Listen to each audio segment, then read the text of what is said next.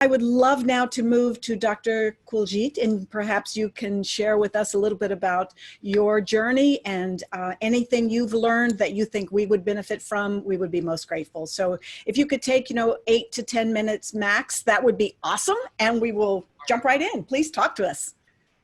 Thank you so much, Linda. At the very start, I would like to actually initiate something that we do in India, because Amina and the entire team, Linda, you included, has started this beautiful webinar series of Heart Talks. And in India, it's a belief that you take the name of God, and whenever you're starting some new initiative, some new work, project, whatever be it. So I just want to say that little mantra before we start off, because I want that God's blessings stay on with this webinar series, which very lovingly have come together because of such wonderful women. Om Shri Ganeshaya Namaha. All right, so when I saw this heading, the new reality and what does it mean, I was very excited, because I think this is something that's so pertinent to everybody. And of course, we all know COVID has created havoc in the world. I think after the Second World War, this is probably the worst time that the globe is seeing as a collective unit. And we're all fighting this novel enemy, and we're still learning so much about it as we keep progressing day on day. And sadly, of course, thousands have died, and thousands are suffering still. And if you look at companies, the economies also of the world are on shaky and probably unknown waters. We don't know where we are going. So in this sort of a scenario, it's natural probably to have a million thoughts that race through your mind in terms of what will the future hold. And I think that exactly is what came to my mind too when Corona came in. Of course, the first thing I did personally was to immediately volunteer with the government to be a COVID volunteer. So that's what I've been doing for months together, of course. And I've been trying to take care of the needy and the aged especially. And yeah, so that's been pretty much what I've been doing as such. But the thought in terms of what I believe is this new reality is something that I definitely wanted to share right now. And when I look at it, broadly speaking, I think of two ways of looking at it in one way. In terms of, if you ask yourself, what does the future hold for me? Then two clear thoughts come in. One, do you think you'll be so fragile that you'll be struggling even in regular winds? Or do you think you would create your own sunshine, even in the severest of storms? I would typically rephrase that and say that, do you think that you would be a victim, or would you be a victim at the end of the day? I think that's largely speaking the two categories that most people would be wondering. My perception of reality, or this new reality that I can create for myself, would definitely be if I'm part of the latter, which means that I'm the victim. And I think no marks for guessing on this one. I think most women, the fact that we're so innately strong from within, we're emotionally very stable people. So I would typically believe that most of us would want to go past with the latter as what we want to adopt, or what our perception is in terms of the new reality for us. Having said that, I believe that when we're talking of a new reality and something that we ourselves are creating, we need to look through a lens. And that lens clearly in today's times defines something that revolves around emerging victorious, for sure, as I said. But apart from that, it's a time to reinvent and reboot yourself in conjunction with the way the environment is around you. And more than ever, I think the need to accept change has become imperative. I think we have to be very gracious about accepting the fact that the world is changing, things around us are changing, and we have to be part of that change in a very, shall I say, balanced and harmonious manner. So if we are adjusting to the normal, we have to understand that we have to relook at ourselves and reinvent and reboot. In the midst of all of that, I think if we have to be victorious, we have to stand up tall, become soldiers of sorts internally and emotionally. Of course, physically, that goes without saying, but we have to turn like soldiers, or shall I say warriors of sorts, where we can build systems for ourselves in the present, but for the future, because we are investing in ourselves for the future. And that's exactly my own personal take also, because regardless of me having interacted with so many people who are suffering from COVID, or for that matter, the needy or the aged, like I said, because I've been running errands up and down, taking them places here and there, wherever they wanted to go, or probably not letting them go, and me doing all the chores for them, etc., etc. So I know that somewhere down the line, the bottom line is we will emerge victorious because I'm looking at the light at the end of the tunnel. I'm not looking at what we're going through right now because it makes it easier for me to resolve when I look at the light far away. Even if it's far away, that's okay. But I'm there, and I'm basically personally trying to always, talk that language because it brings about a little more, shall I say, strength and a little more positivity within people that I connect with. So I think this is also the time to amaze ourselves with our inner strength as women and the indomitable outer power we have. What lies behind us or what lies before us is actually much tinier than what lies within us. And I think that is what we have to focus on.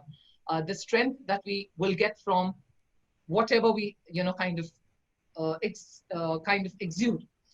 And it's not going to come from just winning because we know that no struggle is complete till the time you actually face the challenges, you go past hardships, and then you also decide not to surrender.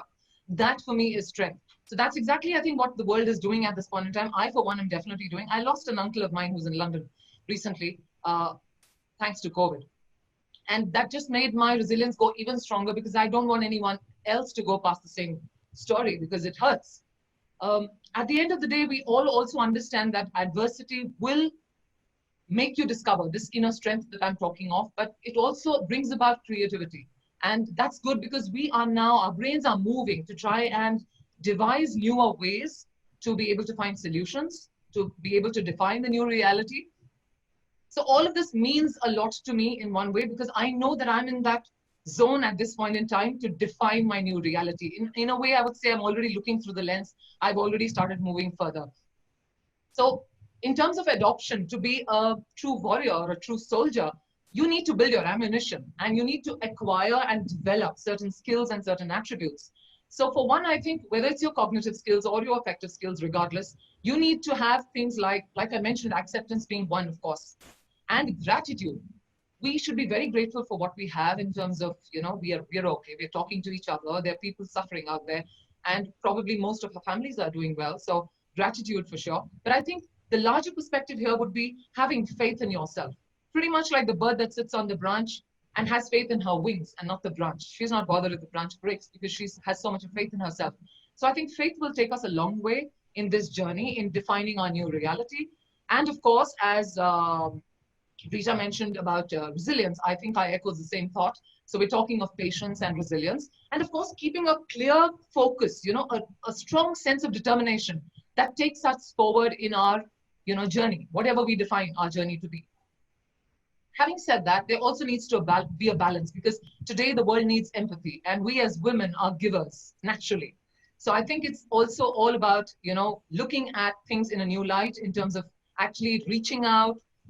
Contribution probably comes in as a keyword here, building a sort of a harmony within the environment and us, and trying to just do whatever we can, keeping in mind our value system that stays intact within us and builds the base of what and how we function. So I think all in all, what I want to say basically is, I think it's time to do a sort of an inner self-analytics of sorts and examine where you stand. So if some of these things that I've just mentioned, if let's say you're at 10 units of the same, I would pretty much urge you to make it 1,000 units of all of these because this is the time to kind of reinvent yourself. So you want to kind of, if there are things that are not as strong in your sense of attributes for yourself, then probably this is a good time to kind of relook and build your strengths further from there because personal mastery is going to be the key ahead for yourself, pretty much. That's what I believe. And you're not talking about only adding value to yourself. You're also looking at adding value to others.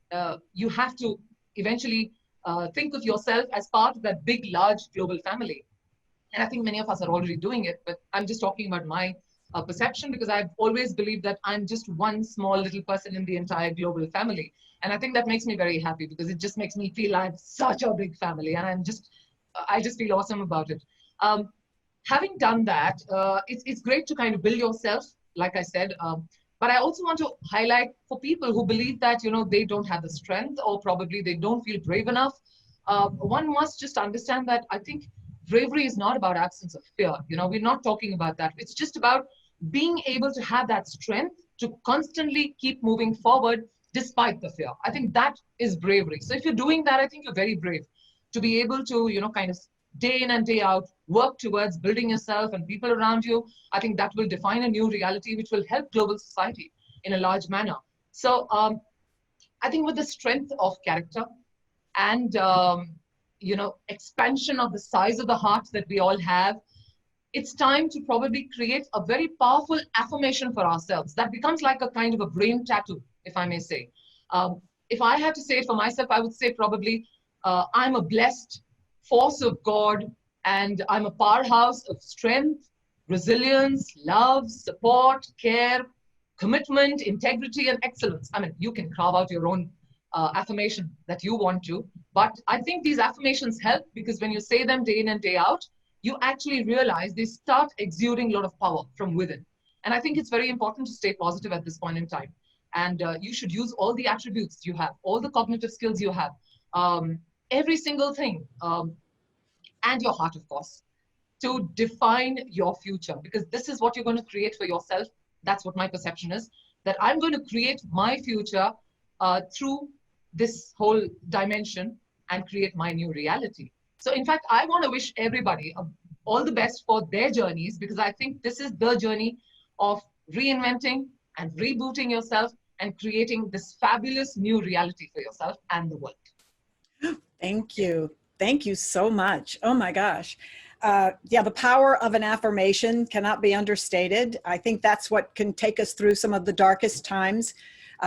We like to think, oh, but I don't feel that way. But I think if you assert it boldly and passionately, that it's almost as if your subconscious goes, oh, okay, she seems to think we've got this, so let's get this body up and start moving. So I love the power of an affirmation.